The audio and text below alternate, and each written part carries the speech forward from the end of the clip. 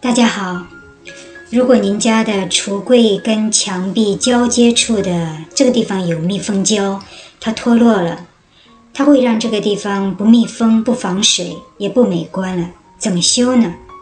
以前也用过密封胶补过，但是很难涂得均匀美观。今天这里我介绍一个很简单的方法，5分钟即可搞定它。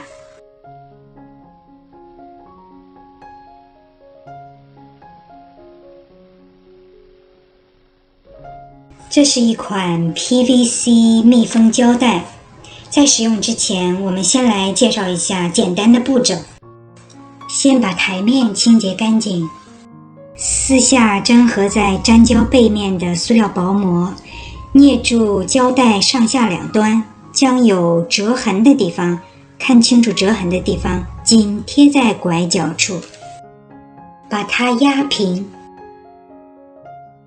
最后可用吹风机加热一下，让它能粘合得更结实。让我们开始做吧。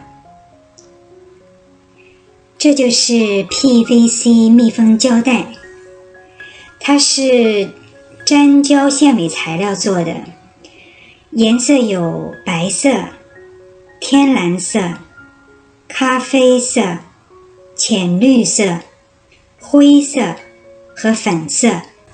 我选了白色，因为这个台面是白色的。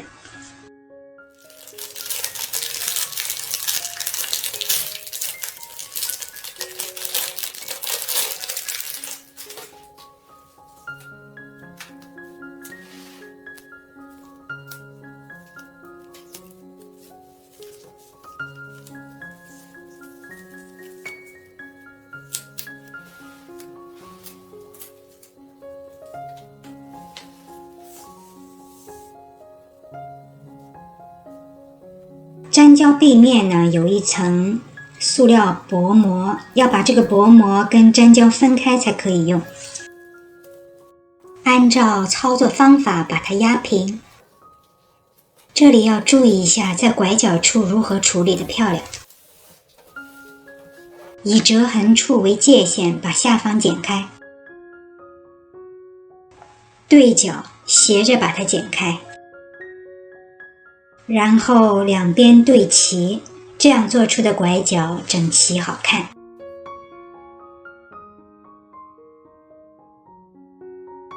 这样就完成了，是不是很简单？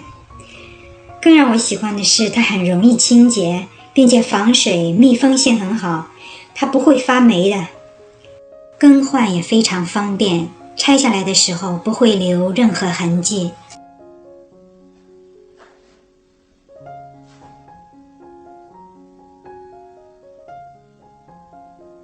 一个干净整洁的空间，让你的生活更加舒适快乐。